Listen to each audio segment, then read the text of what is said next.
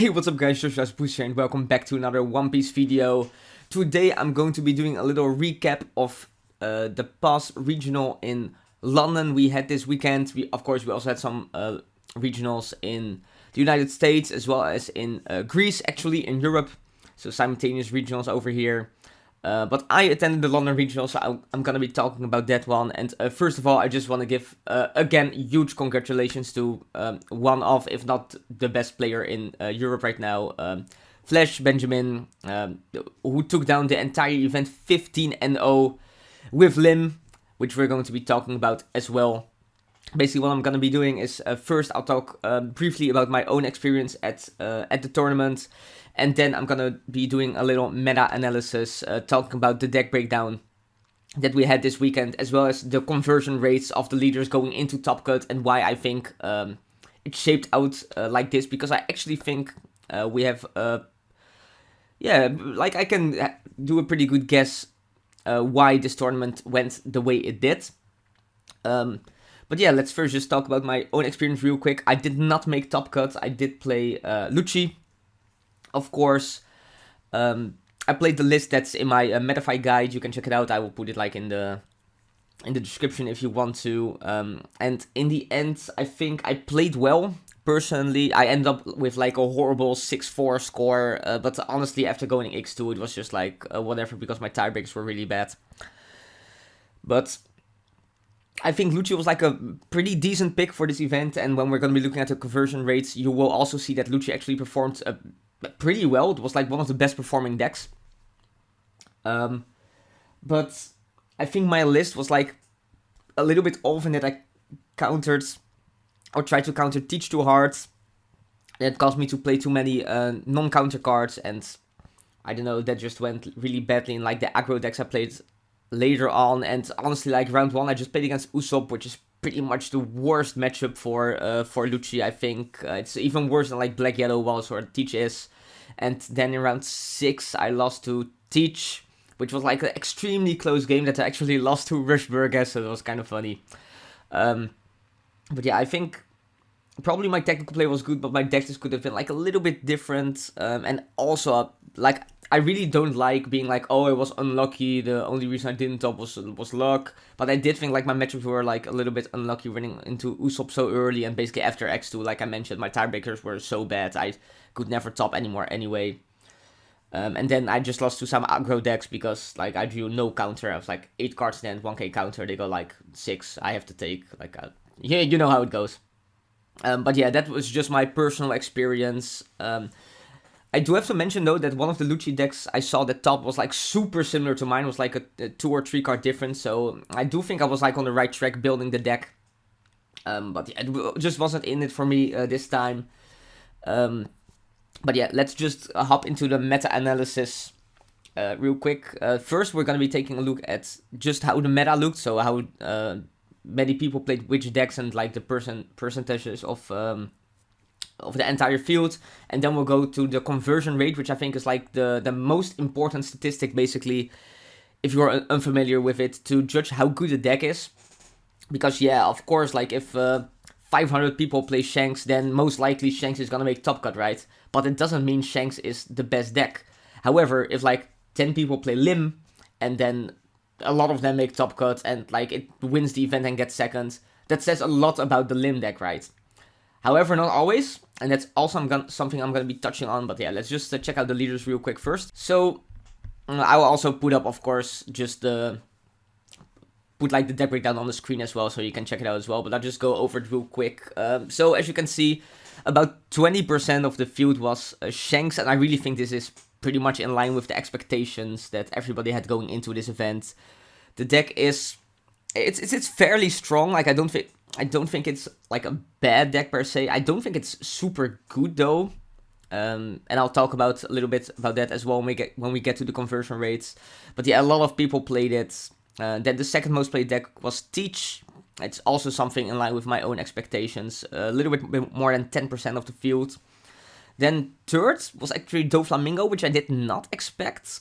I honestly thought something like Bonnie or Zoro would be more represented, but honestly, like, they're not far off, right? Like, the 85 Flamingo, 80 Purple Luffy, 71 Bonnie. It's not that far apart, but I did think it would be pretty popular, but not like the third most represented deck. Then we have 71 Bonnie. Spoilers, there was actually no Bonnie in Top Cut, so this deck is really, probably if you want to perform at a tournament, it's probably not the deck to play. It's just not that good into the most popular decks, which are like Shanks and Teach. I honestly don't think it has a good matchup into those. And then it also has like a bad matchup into stuff like Lucci, Usopp, which are also decks that are played like a fair amount, I would say.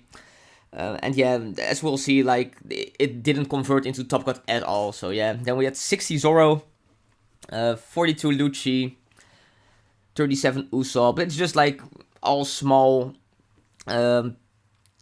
numbers basically, but big enough numbers that you can see them like in the chart right here.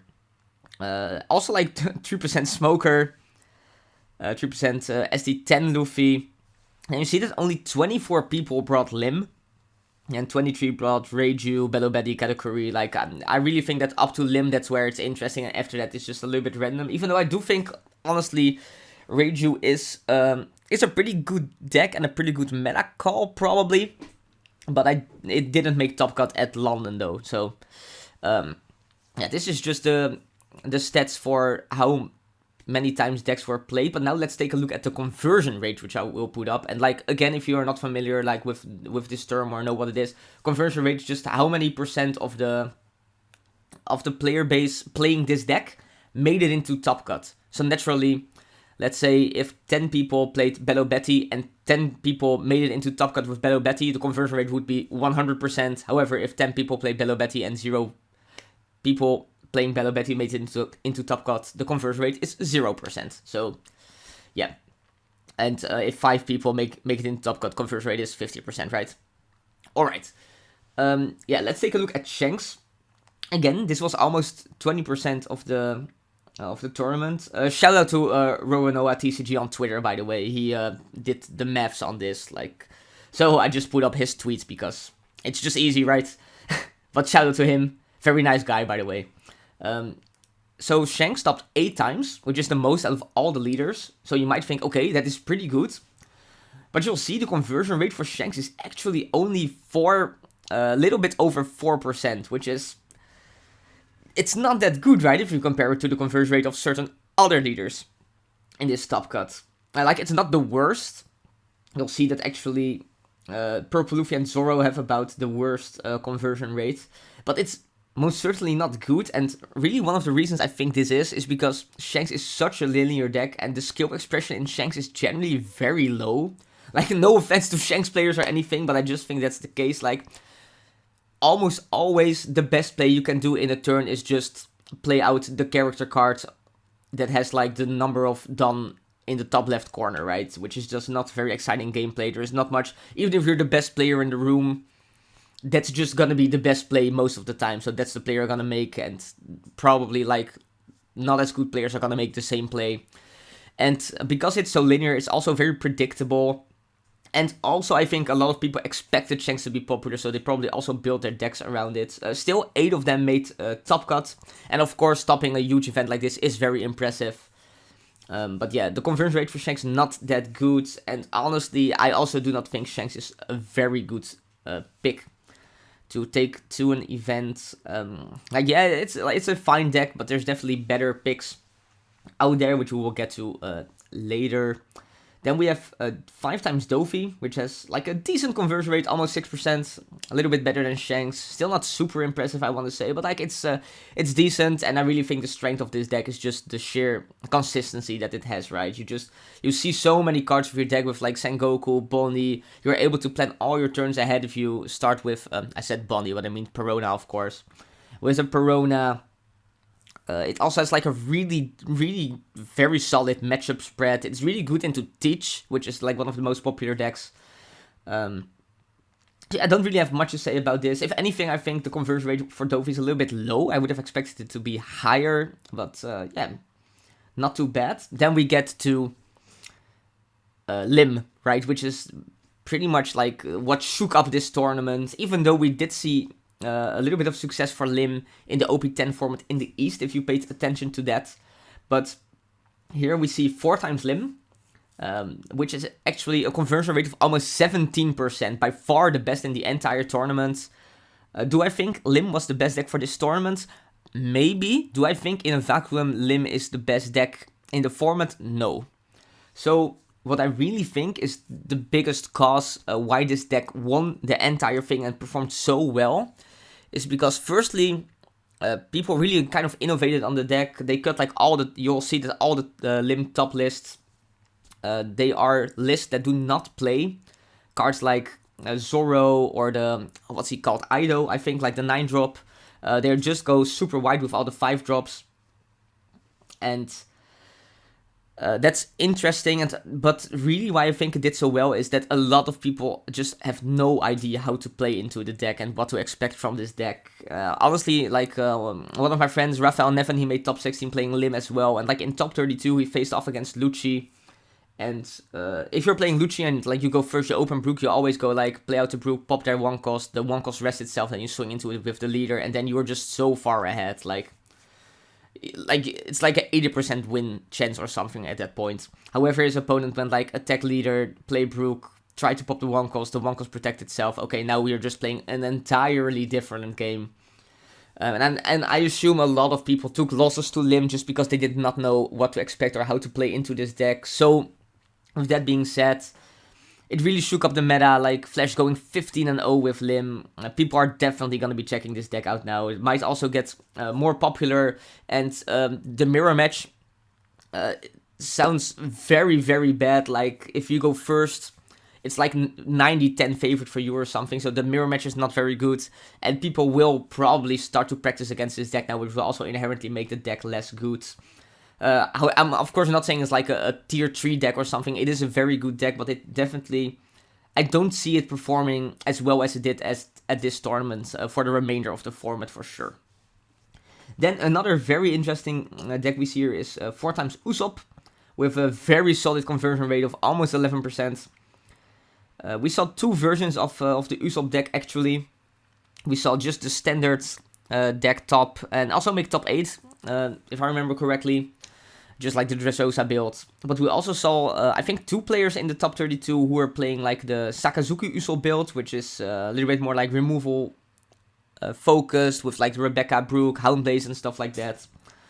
But yeah, conversion rate of 10% is very, very good in my opinion. So Usopp is definitely a deck to watch out for. People really wrote it off because like its best matchups, like Lucci and Doflamingo, got hit on the ban list, right? But those decks were still pretty popular, so if you were a Usopp player, you were favored running into them and beating them.